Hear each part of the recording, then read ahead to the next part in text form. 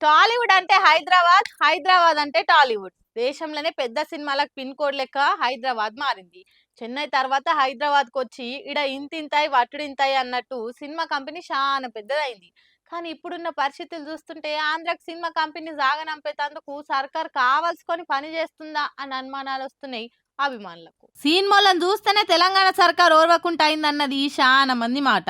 Nagarjuna sir తోటి షురువు అయితే ఇప్పుడు అల్లు అర్జున్ దాకా అయిన ముచ్చట్లు చూస్తుంటే సర్కార్ కు సినిమాల మీద ఆవగింజంత అన్న కన్సర్న్ లేదన్నది తెలుస్తుంది. అందుకే తెలంగాణలో సినిమా కంపెనీ లేకుండా చేసి ఆంధ్రకు పంపిద్దామనే కుట్రలు నడుస్తున్నాయా?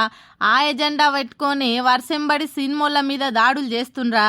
ఒక్క కాంగ్రెస్ ప్రభుత్వం సినిమాలను చూస్తే ఎందుకు ఓరుస్తలేదు? వాళ్ళని ఎందుకు కండ్లల్లో పెట్టుకుంటున్నది? ఆళ్ళకీళ్ళకి ఏడ చెడింది?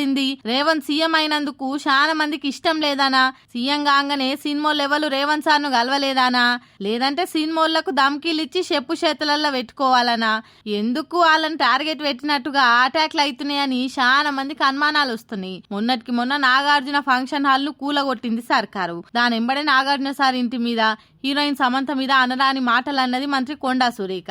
ఇక ఇవాళ అల్లు అర్జున్ ముచ్చట్లు కూడా గదే తీర్ల తొక్కులాడుతున్నది. అల్లు అర్జున్ సినిమాకు ఓడు తప్ప రైటా అని ఎవ్వలంటలేరు గాని తెల్వనోనికి తేలుగుడితే తెల్లారులేసి మొత్తుకున్నట్టు గిన్ని రోజులైనాక ఇప్పుడు ఆ ముచ్చట్ల అల్లు అర్జున్ బయటకు గుంజి దాడులు చేసుడు ఏందన్నది ఎవ్వరికి సమజైతలేదు. ఇదే సందనే అటు పవన్ సార్ కూడా సినిమాలు ఆంధ్రాకి వస్తే పూలలో పెట్టి చూసుకుంటామని చెప్తుండు. స్టూడియోలు టాకీస్లు కడతందుకు పర్మిషన్లు ఇస్తామంటురు. అదే ఈడ చూడురి దేవర సినిమా ఆడియో ఫంక్షన్ కూడా పర్మిషన్ ఇవ్వకుండా ఈవెంట్ క్యాన్సిల్ చేపించిండు. 10 ఏళ్ల బీఆర్ఎస్ కాలంలో ఒక్కటన్న గిసొంటి ముచ్చటైందా? ఎంత పెద్ద ఈవెంట్లు చేసినా ఒక్కరికన్నా దెబ్బలు దాకిన సందర్భాలున్నాయా?